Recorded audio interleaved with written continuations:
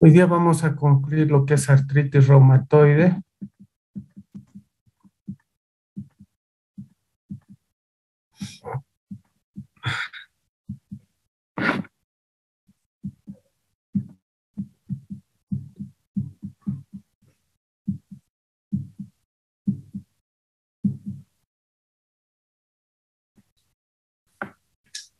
Estos son los criterios. Daniela Mascaya, prende tu cámara.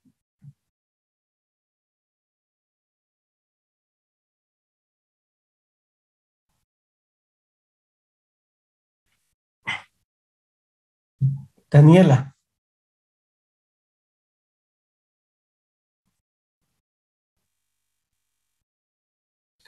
estos son los criterios diagnósticos, los primeros del 1998, que estuvieron vigentes durante mucho tiempo. Y una de las características, eh, primero, Daniela, prende tu cámara, por favor. Son criterios de clasificación. No se olviden que el diagnóstico lo hace el médico, ¿ya? Y, y también habían cuatro criterios, ¿no? Y algo que es bien importante y que todavía uno tiene que tener en cuenta para el diagnóstico de artritis reumatoide es la presencia de rigidez matinal, ¿no? El paciente en la mañana tiene que amanecer con, con rigidez en las manos, ¿no? Tiene que amanecer duro, entumecido, dice el paciente, ¿verdad?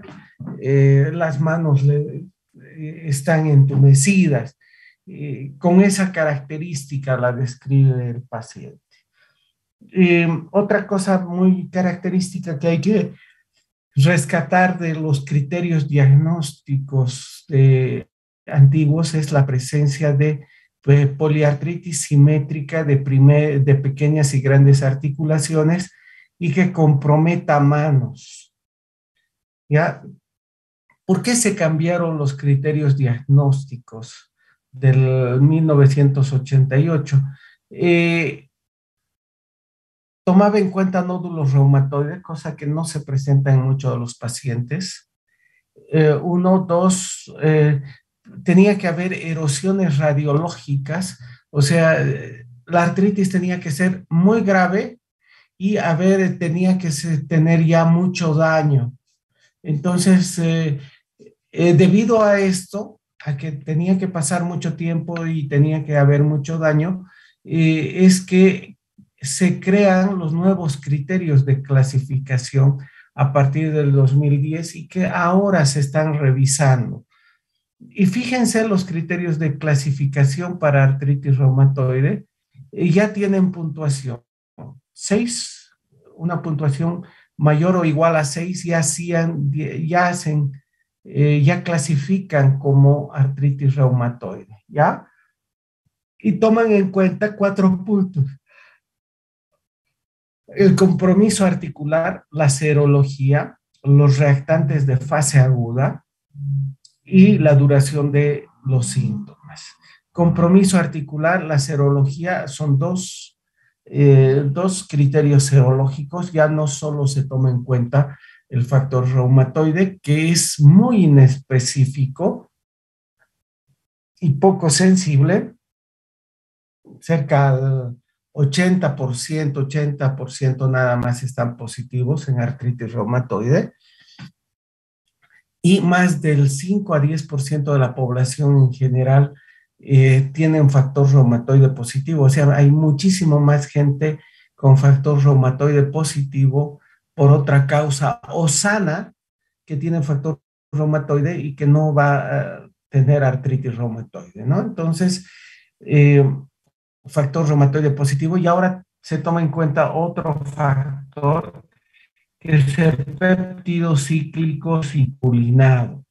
Reactantes de fase aguda, toma en cuenta dos factores reactantes de fase aguda, que son la velocidad de eritrosedimentación y la proteína C reactiva, como vamos a ver, y la duración de los síntomas, que es otro criterio diagnóstico.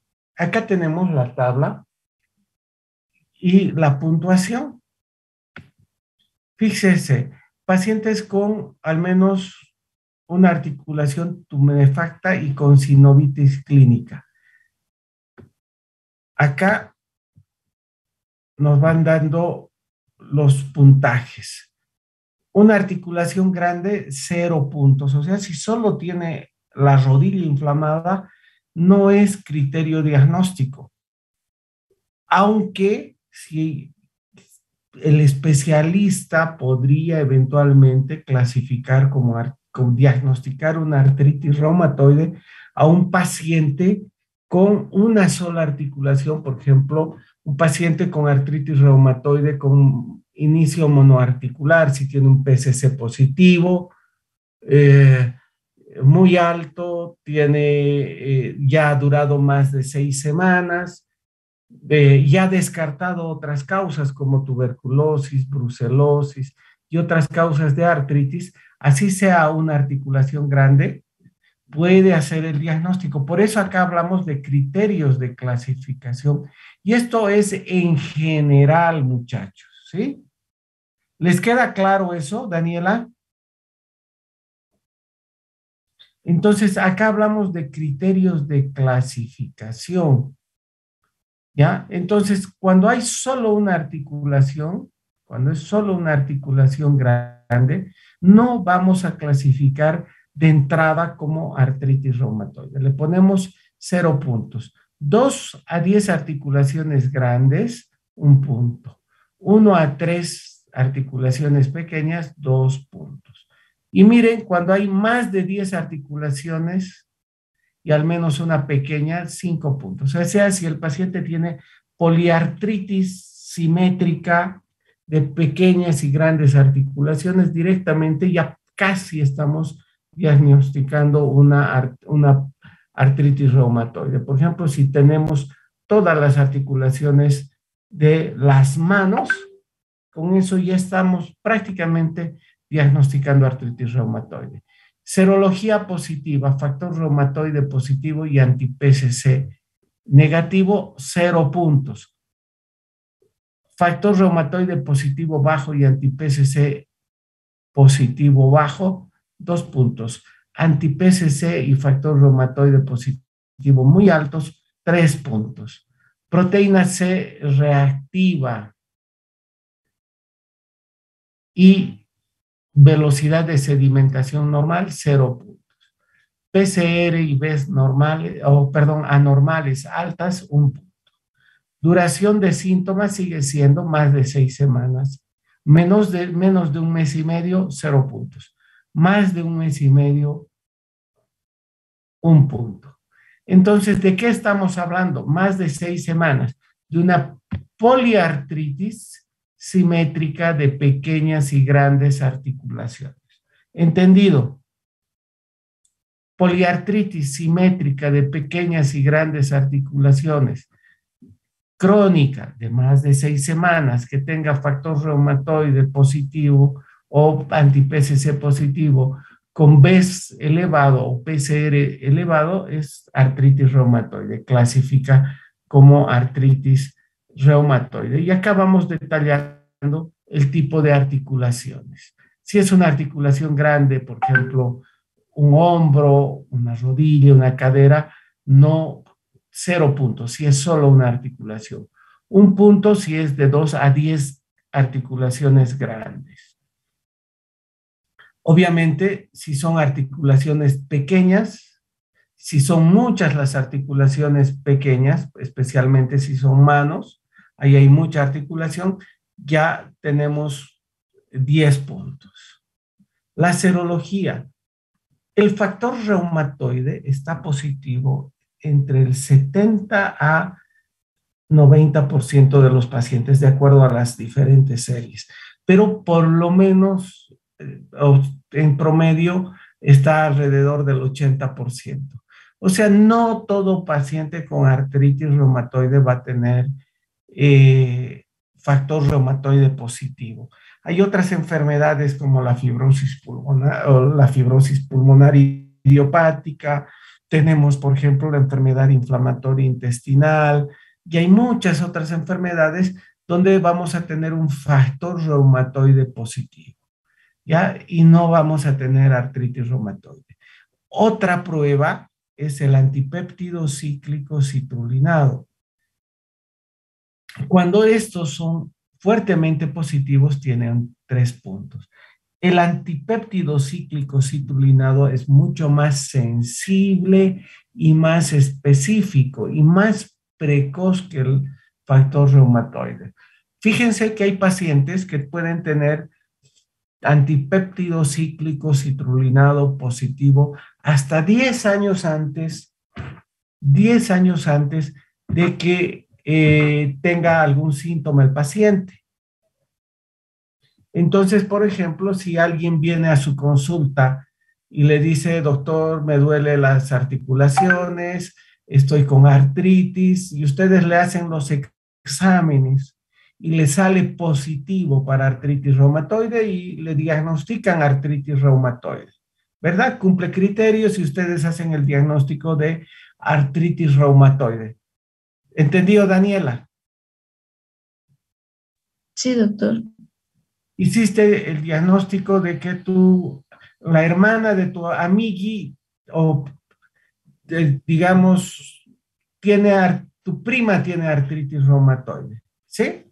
Le has hecho, tiene factor reumatoide o anti-PCC positivo, tiene artritis de más de 10 articulaciones, tiene velocidad de sedimentación alta, PCR positivo alto, más de 10 articulaciones, no hay dónde perderse, más de 6 semanas, es una artritis reumatoide, ¿verdad? Y si tu amigui te dice, ¿sabes qué, Danielita, amigui?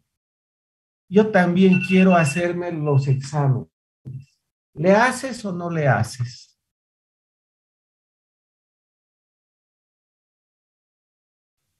Hay que verificar igual qué síntomas tiene.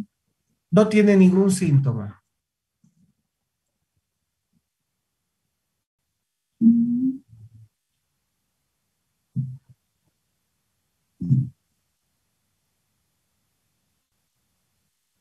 sí se lo podría hacer, doctor. Alejandra, ¿le haces o no le haces?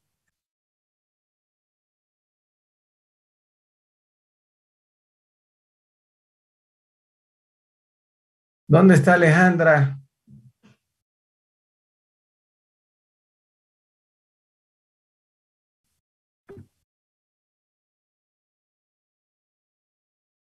No hay ninguna de las Alejandras.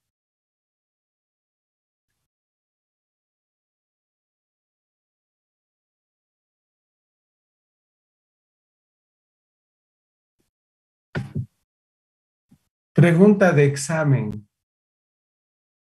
Acuérdense, no se hace laboratorio, no se hace nada.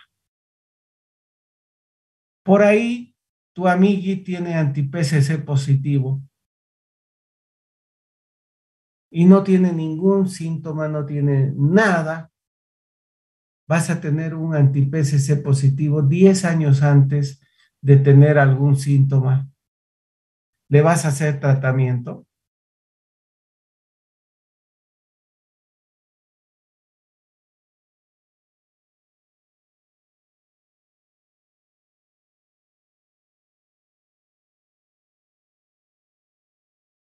¿Le harías tratamiento, Daniela?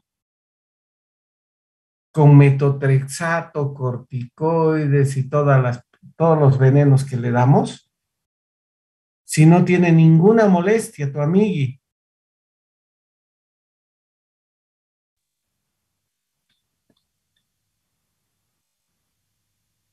Eh, 10 años antes puede tener anti-PCC positivo.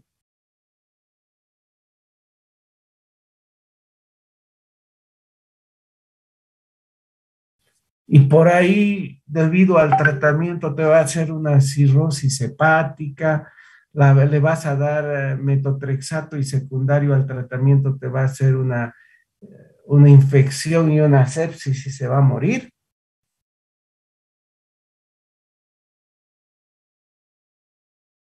No se hace y además por el estrés, por el por el hecho de tener serología positiva, por el hecho de tener serología positiva se va a estresar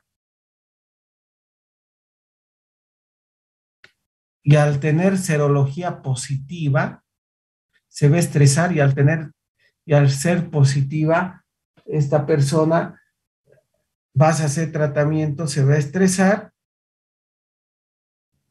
y recién va a desencadenar en forma más temprana su artritis reumatoide.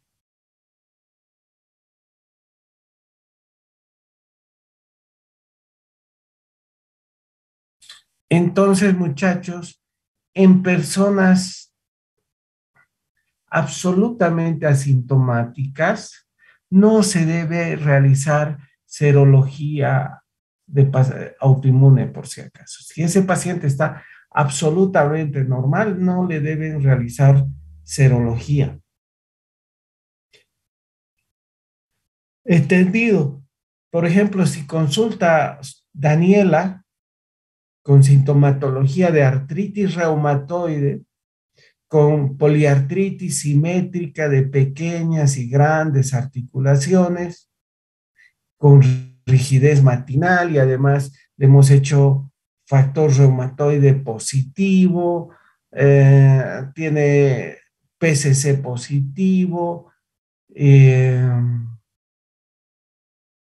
y tiene además velocidad de sedimentación alta, PCR positiva, su artritis es de más de 6 semanas de duración y está además con su hermana gemela.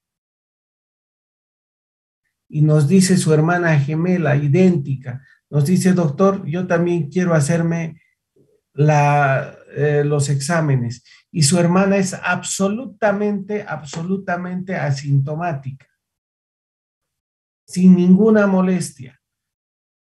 No se hace ninguna serología, no se hace nada. Solo el 50% de los pacientes o de los pacientes gemelos monocigotos desarrollan la artritis reumatoide, porque el factor genético, ya les he dicho, no es el único factor que va a determinar la presencia o no de artritis reumatoide. Primero. Segundo, el anti-PCC positivo puede estar hasta 10 años antes de que se desarrolle la enfermedad. Al menos ahora no está indicado. ¿Sí? En relación a los reactantes de fase aguda, la PCR, fíjense, es muy precoz. Se eleva muy rápido y baja muy rápido. Hagan de cuenta que esta es la línea de la PCR, se eleva y baja acá en el mismo cuadradito. Mientras la velocidad de sedimentación tarda en subir, pero también tarda en bajar. Entonces sirve para guiarnos en relación al tratamiento. ¿Entendido?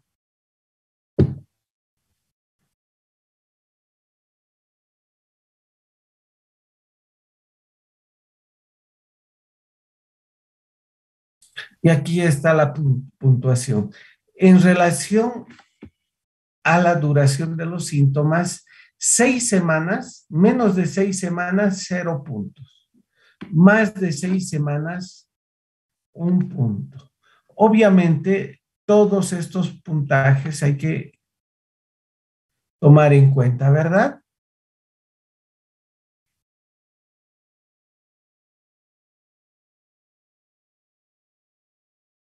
Fíjense este cuadro. A los 2 años ya hay datos radiológicos de daño articular. 50% de los pacientes están discapacitados a los 5 años. 50% de los pacientes tienen daño radiológico máximo a los 6 años y el 80% está discapacitado a los 20 años. En relación a los objetivos del tratamiento, actualmente la artritis reumatoide, el lupus, ninguna de estas enfermedades tiene curación. ¿Sí? ¿Cuáles son los objetivos del tratamiento? Aliviar los signos y síntomas de la enfermedad. O sea, el paciente no tiene por qué tener dolor, no tiene por qué estar inflamado con tumefacción. Tenemos que prevenir o retrasar el daño de las articulaciones afectadas. O sea, tenemos que preservar la integridad de la función de las articulaciones. Y una vez que se produce, hay que mantener las actividades de los pacientes y hay que rehabilitarlo. ¿Entendido? Entonces, no tenemos que tenerlo con dolor, hay que prevenir o retrasar el daño y además hay que mantenerlo en sus actividades, no hay que evitar que pierda el trabajo y sí hay que tratar de revertir y de mejorar el daño que se ha producido. Fíjense, esta es la clasificación de los medicamentos en general. Están los antiinflamatorios no esteroideos. Estos son los medicamentos que son sintomáticos, que solo alivian el dolor. Y acá están los medicamentos que modifican la enfermedad. Estos son los medicamentos que producen un alivio sintomático, antiinflamatorios no esteroideos y los analgésicos puros. Dentro de los antiinflamatorios no esteroideos tenemos 3 grupos. Los antiinflamatorios no esteroideos COX-2 inespecíficos, los preferenciales y los COX-2 preferenciales. ¿Cuál es la diferencia? Los COX-2 preferenciales no producen daño a la mucosa gástrica. Los preferenciales a dosis bajas no producen molestias digestivas. Y los inespecíficos a cualquier dosis pueden lesionar la mucosa gástrica. El riesgo cardiovascular no depende de la inhibición de la ciclooxigenasa, eso depende de cada medicamento. Cada medicamento tiene su riesgo cardiovascular y cada uno de ellos puede producir de la misma forma daño renal. ¿Entendido? El daño renal entonces no depende del bloqueo de la ciclooxigenasa y el riesgo cardiovascular no depende del bloqueo de la ciclooxigenasa. Hay COX-2 que tienen un riesgo cardiovascular muy alto. Por ejemplo, el etoricoxib tiene un riesgo cardiovascular muy alto, viene con el nombre ¿qué se llama? Arcoxia, viene con el nombre de, Arcoxia es el nombre del medicamento original. Por ejemplo, el ketorolaco es de los que mayor riesgo cardiovascular tiene, pero es el que tiene mayor potencia analgésica. Entonces, la potencia analgésica del antiinflamatorio no depende del grupo, la potencia analgésica depende de cada medicamento. Entonces, los antiinflamatorios se dividen en COX preferenciales, COX inespecíficos y COX-2 específicos. Todos los COX específicos terminan en coxib, como por ejemplo celecoxib, heterocoxib, parecoxib, etcétera, etcétera. Solo hay 3 preferenciales que a dosis bajas no afectan la ciclooxigenasa 1. Son el meloxicam, la nimesulida y la nabumetona. Esos tres son preferenciales. A dosis bajas no inhiben que se llama ciclooxigenasa 1. Solo, ciclooxigenasa, son preferenciales, ¿ya?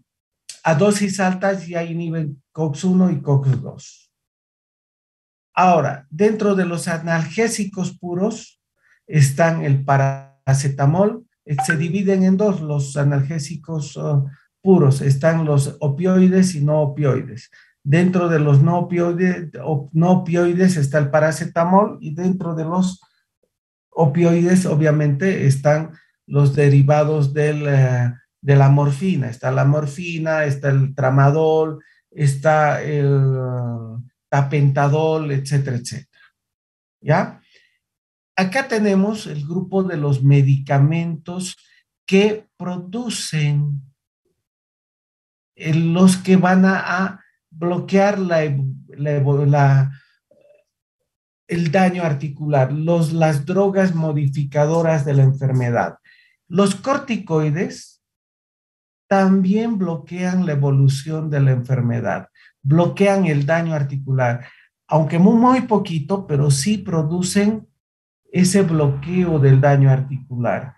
Y los corticoides actualmente se dividen en dos grupos. Antes se dividían en los corticoides de acción lenta, acción rápida y acción de ultralenta. Luego se dividían también en los de acción mineralocorticoide, glucocorticoide, etcétera, etcétera. Esa también es una clasificación que sirve, ¿ya? Pero actualmente también se dividen por el efecto que tienen, a efecto genómico y no genómico, ¿ya? Básicamente eso.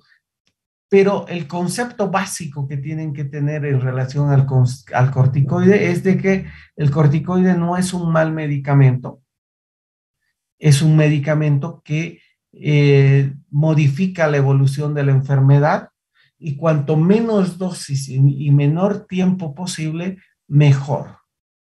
¿Ya? Hay pacientes que usan el corticoide a dosis muy altas durante mucho tiempo y obviamente esos son los pacientes que van a tener mucho efecto colateral por corticoides.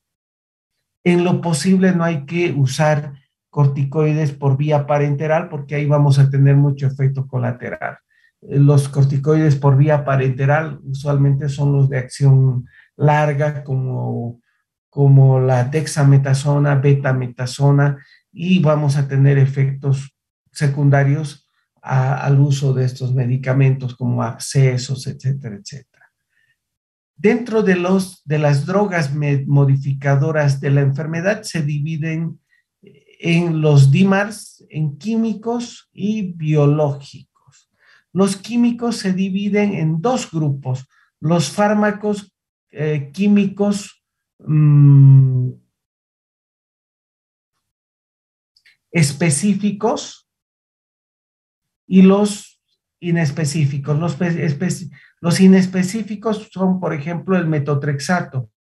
Metotrexato inhibe el ácido fólico, la síntesis de ácido fólico, y va a inhibir absolutamente todas las células de nuestro organismo, ¿verdad? Mientras ahora hay medicamentos químicos que solo van a inhibir un segundo mensajero, como por ejemplo tofacitinib. Esto vamos a llevar en otra clase. Y dentro de los biológicos ya son otro tipo de medicamentos, ya no son hechos por procesos químicos, sino por procesos biológicos. Acá tenemos inhibidores TNF, inhibidores de otras citoquinas. Básicamente los biológicos actúan a nivel de la superficie celular, y vamos a hablar sobre biológicos y terapia de los antirreumática en otra clase, el día sábado en la mañana. ¿Alguna pregunta, muchachos?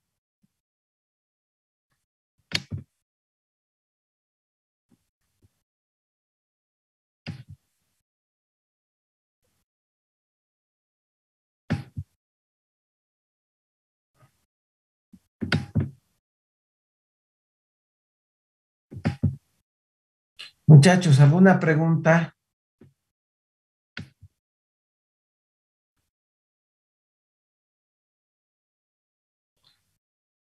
Mañana terminamos de hablar, o mañana empezamos miopatías, mañana acabamos miopatías, martes, miércoles una parte más, después hablamos de dolor lumbar, jueves, viernes hablamos de fibromialgia y o viernes hablamos de terapia biológica.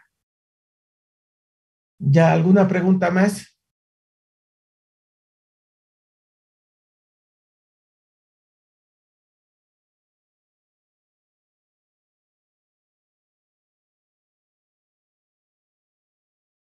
Hablen ahora o callen para siempre. Alejandra, ya vayan a prepararse para su examen, muchachos. Gracias, doctor.